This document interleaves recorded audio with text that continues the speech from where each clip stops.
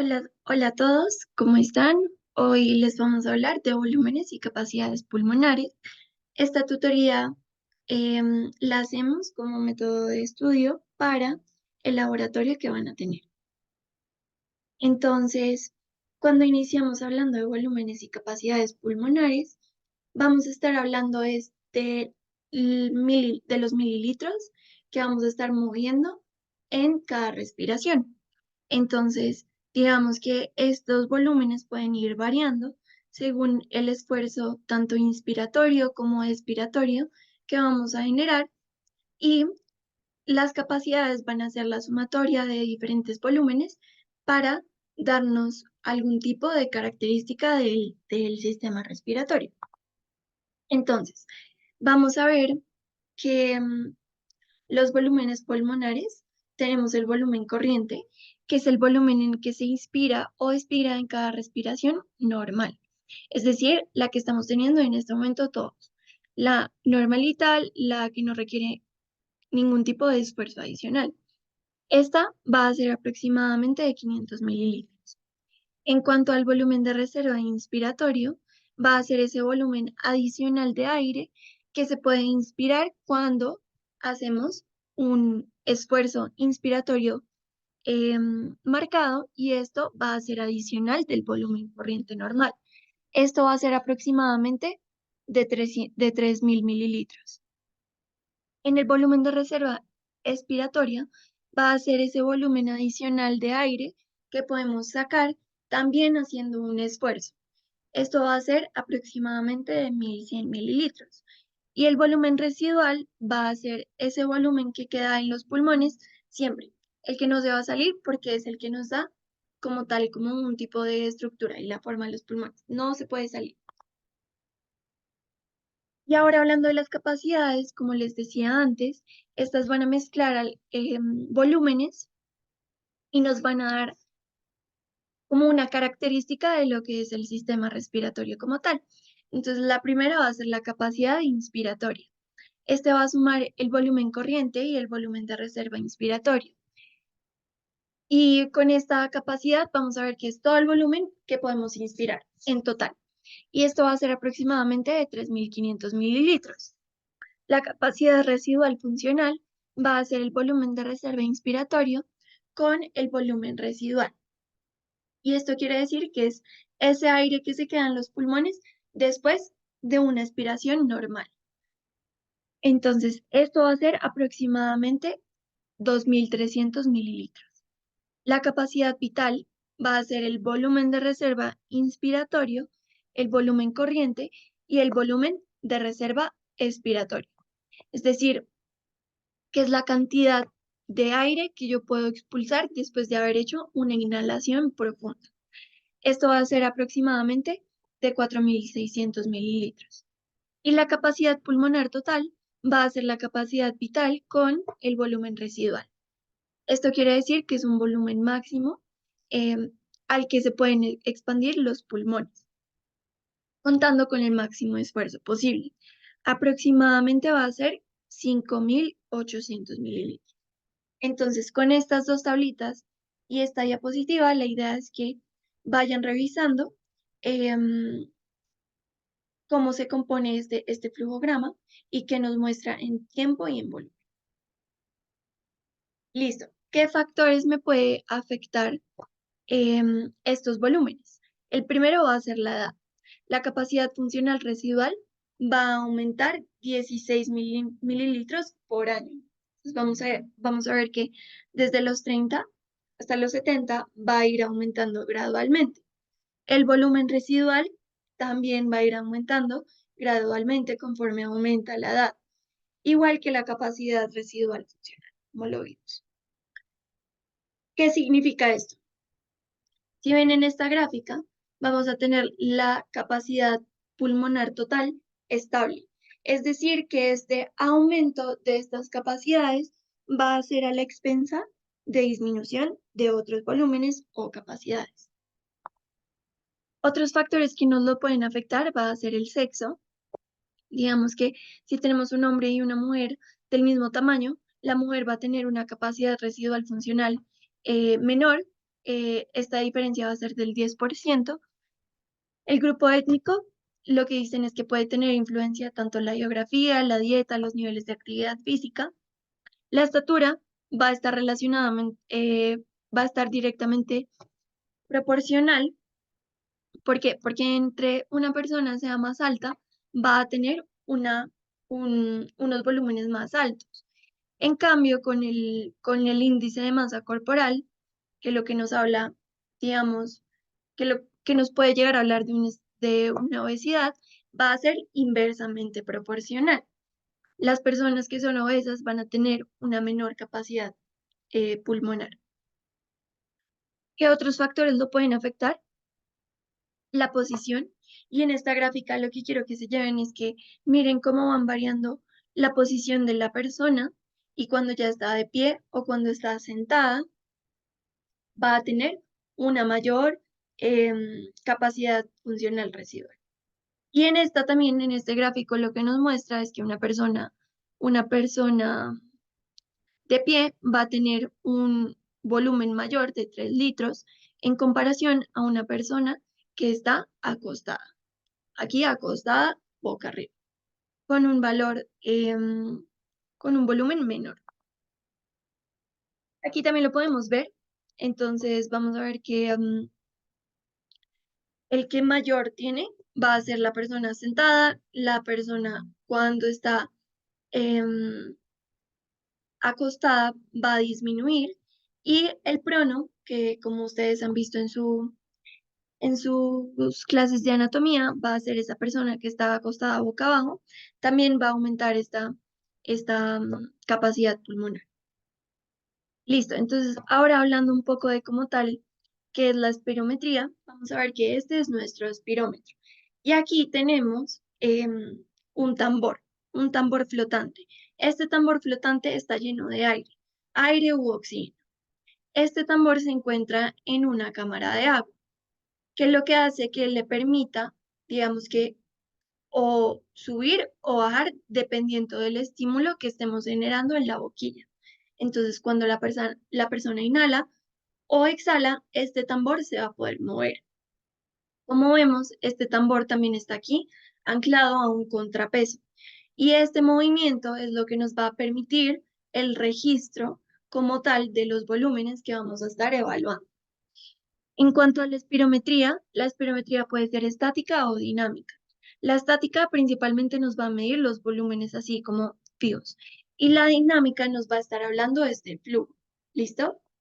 Entonces, ¿qué vamos a ver en la espirometría? Nos va a medir tres cosas súper importantes. Pues digamos que nos mide dos y vamos a sacar el cálculo de una. Entonces, la capacidad vital forzada. Esto es el volumen de reserva inspiratorio con el volumen corriente con el volumen de reserva expiratorio, que es la cantidad máxima que uno puede expulsar después de haber inhalado profundamente. Entonces, aquí podemos ver, es, aquí nos muestra la capacidad vital forzada, ¿listo? Y nos lo muestra en una curva de tiempo-volumen. Entonces, el volumen está acá y el tiempo está acá. Y van a ver que cuando lo estemos analizando, esta imagen la podemos extrapolar de otra forma. Bueno, el volumen expiratorio forzado en el primer segundo. Este se llama BEF1. Es decir, que es la cantidad de aire que yo expulso en esta expiración que estoy haciendo, pero la cantidad en el primer segundo. Entonces, aquí vemos el primer segundo de tiempo, qué tanto expulsé de ese aire. Y el PF1 sobre la capacidad vital forzada va a ser la relación, va a ser qué tanto expulsé en el primer segundo de mi capacidad vital forzada. ¿Listo? Entonces, la curva, otra curva que nos puede mostrar va a ser la curva flujo-volumen, que es esta. Entonces, aquí tenemos el volumen y aquí tenemos el flujo. Y más adelante vamos a ver qué implicaciones tiene. Pero aquí, como para adelantarles un poquito, digamos que la inspiración va a estar acá y la expiración va a estar acá. Listo, entonces la espirometría. ¿Por qué la hacemos? ¿A quién se la hacemos? Entonces, esta sirve para diagnosticar alteraciones de la función pulmonar, para hacer seguimiento de enfermedades y o de tratamientos y para hacer un tamizaje en las poblaciones expuestas. Poblaciones expuestas se refiere a las personas que trabajan con alguna sustancia que pueda generar irritación en el pulmón. Bueno, entonces, ¿qué contraindicaciones tenemos? Tenemos unas absolutas, es decir, no vamos a hacer el examen, y relativas van a ser las que puede que tengamos que balancear riesgo-beneficio, de pronto sí, de pronto veamos a ver cómo está el paciente. Entonces, en las absolutas tenemos una hemoptisis causada por causa desconocida. Con la hemoptisis nos referimos a las personas que tosen y al toser expulsan sangre. Si no sabemos la causa, es mejor no hacerle el examen. Cuando tenga un tromboembolismo o un neumotórax, un aneurisma, ya sea cerebral, de la aorta eh, abdominal, torácica, cualquiera. ¿Por qué? Porque hay más riesgo de que este aneurisma se pueda reventar. Un infarto en el corazón, hipertensión endocraniana, esto se refiere al, al cerebro, que, que haya una tensión muy grande y que pues, por la fuerza que requiere hacer la maniobra, tenga consecuencias a nivel cerebral, cirugías oculares, torácicas, abdominales o inestabilidad hemodinámica. Y en las relativas tenemos las enfermedades dentales, las náuseas o vómitos o diarrea. Estas son relativas, ver cómo está el paciente, porque qué tal que se vomite. O las infecciones respiratorias recientes. Entonces, ¿cómo es la técnica? Vamos a ver que nuestro paso 1, vamos a llegar y vamos a conocer al paciente, verificar que sea el paciente que es, y le vamos a preguntar sexo, edad, peso, estatura y etnia. ¿Por qué? Porque ya vimos que todos estos factores tienen influencia sobre mis volúmenes respiratorios. Entonces quiero tener la población exacta para saber con quién compararlo. Segundo paso, voy a acomodar al paciente. Entonces voy a dejar que el paciente esté sentado, le voy a poner un clip en la nariz para que el aire no se me vaya a salir por la nariz y le voy a entregar la boquilla, que haga un buen sello con la boca y que tenga una adecuada posición de la mandíbula y del cuello, es decir, que esté mirando hacia adelante, que no tenga la, mm, como la cara hacia abajo. El tercer paso va a ser la maniobra. ¿Qué le vamos a decir al paciente? Vamos a decir, va a respirar 3 veces, ¿listo? Las primeras 2 veces van a ser normales. La tercera va a inspirar lo más profundo que pueda y después va a soplar con todas sus fuerzas hasta que yo le diga que puede parar. Esto lo tiene que hacer 3 veces, es decir, el paciente tiene que hacer 3 veces la curva. ¿Qué pasa si no lo logra? Tiene hasta 8 intentos en total para hacer esas 3 curvas, ¿listo? Entonces vamos a ver acá la técnica.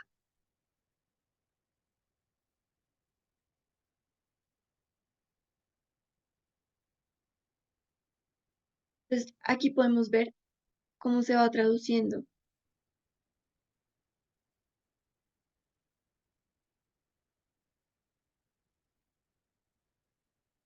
Listo. Entonces, ¿cómo sé si lo logró hacer bien? Para eso hay unos criterios de aceptabilidad. Entonces, tengo que tener 3 curvas que me cumplan esto. Primero, que haya una duración de 6 segundos mínimo. No puede haber ninguna terminación temprana, si no la curva no nos va a servir. Flujos constantes, es decir, que no tenga tos. Por ejemplo, acá podemos ver que hubo una tos, entonces no se va a poder interpretar como tal el examen. Que haya una consistencia, es decir, una reproducibilidad. ¿Qué quiere decir esto? Es decir, que como yo voy a tener 3 curvas, que no haya una diferencia muy grande entre una curva y la otra, porque entonces no sé cuál es cuál. O sea, no sé si es verdad una o si no, ¿sí? Entonces, vamos a ver que esta diferencia no puede ser mayor al 5% o mayor a 150 mililitros. Y con estas voy a escoger la curva que mejor me parezca, es decir, la que el BEF1 tenga y la capacidad vital forzada sea la más alta. Bueno, acá podemos ver otras alteraciones que estos no nos van a, o sea, esta es la que sí vamos a aceptar. Y todos estos, vamos a ver que esto no lo podemos aceptar. Listo, entonces, ¿qué nos va a mostrar? ¿Cómo la interpretamos? La capacidad vital forzada va a tener un valor normal de mayor al 80%. El BEF1 también va a ser mayor al 80% y el índice va a ser mayor al 70%. Entonces, en una espirometría normal, vamos a ver una gráfica de estas características. Vamos a ver que tiene una capacidad vital forzada que está mayor al 80%. Vamos a ver que el BEF1 también se encuentra en rangos de aceptabilidad y también vamos a ver que el índice no va a estar alterado. Y como la vamos a ver en la curva de flujo-volumen, como les decía previamente, entonces esta es la inspiración y esta es la expiración. ¿Por qué? Porque como estamos midiendo flujo, cuando vemos una gráfica que nos muestra negativo, es porque alguien está inspirando. ¿Listo? Y cuando ya es positivo, como vemos acá, esta es la expiración. Bueno, entonces, ¿qué patrones podemos tener en la espirometría? Podemos tener un patrón restrictivo, que este es el que no deja entrar el aire. Hay un problema con la inspiración. Entonces, ¿qué vamos a ver? Vamos a ver que la capacidad vital forzada va a estar disminuida. Entonces, miren cómo disminuye significativamente. Esta sería lo normal y esta es la restrictiva. La curva se baja. El PF1 va a estar disminuido también, pues porque de por sí ya tengo menos capacidad vital forzada, entonces en el primer segundo voy a expulsar menos también. Pero mi índice va a estar normal. ¿Por qué? Porque este descenso es proporcional. Es proporcional el descenso que hay en la capacidad vital forzada con el PF1. Acá lo que vemos es que el PF1 realmente solo se ha alterado es porque no hay tanto volumen para expulsar. ¿Listo? Y acá lo que podemos ver es que tengo un problema en la inspiración. Entonces la parte de la inspiración de la curva flujo-volumen va a estar disminuida. Vamos a ver un menor flujo y por ende vamos a ver un menor flujo en la expiración. En cuanto al patrón obstructivo, esta va a ser la que no deja salir el aire. ¿Listo? Acá hay un problema con la expiración. Entonces, como podemos verlo en esta gráfica, vamos a ver que la capacidad vital forzada, pues va a estar realmente igual o un poquito aumentada. Pero el PF1 sí va a estar disminuido. Bueno, entonces vamos a ver que va a ir sacando el aire, pero se demora en sacar el aire. Entonces, en el primer segundo no va a sacar todo este 80%, que se traduce en que este índice va a estar disminuido porque mi capacidad vital forzada está normal, pero mi BF1 sí está disminuido. Entonces, como lo vemos en la curva flujo-volumen, vamos a ver que en la inspiración, aquí no está el problema.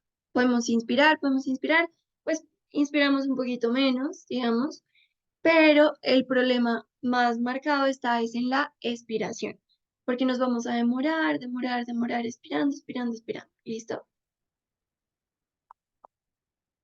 Y en el patrón mixto, vamos a ver que tienen tanto un problema en la inspiración como en la expiración. Entonces, ¿cómo vamos a ver esta curva? Vamos a ver que la capacidad vital forzada está disminuida, pero que también el BEF1 de por sí está disminuido. Entonces, una disminución en la capacidad vital forzada, una disminución significativa en el BEF1, ¿por qué? Porque como vimos que si es un patrón restrictivo de por sí, este ya me va a disminuir, pues ahora súmenle un patrón obstructivo y este disminuye aún más.